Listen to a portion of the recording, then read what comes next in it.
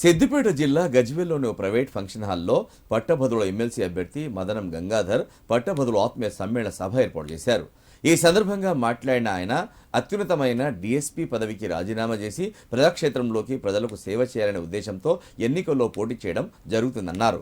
పట్టభద్రుల ఎమ్మెల్సీ ఎన్నికల్లో పట్టభద్రులు తనకు పూర్తి సహాయ సహకారాలు అందించాలన్నారు.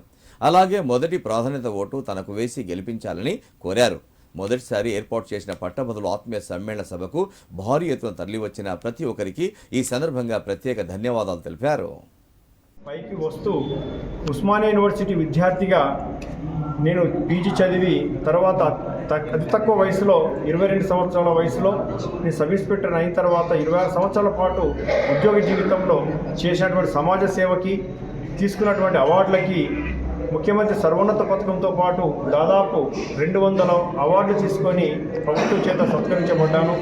ఆ క్రమంలో నా యొక్క సానుకూలతను, నేను సాధించే విజయాలు, నా స్వభావాన్ని బట్టి నేను ఈ రాజకీయ వేదికలో ఉండాల్సిన అవసరాన్ని అత్యవసరంగా గుర్తించేటువంటి ఓటర్లంతా నవంబర్ 4 నుంచి లక్షలాది కొద్ది ఎన్రోల్మెంట్ చేసుకొని నాకు సమాచారం పంపిస్తున్నారు. చాలా సంతోషంగా ఉంది.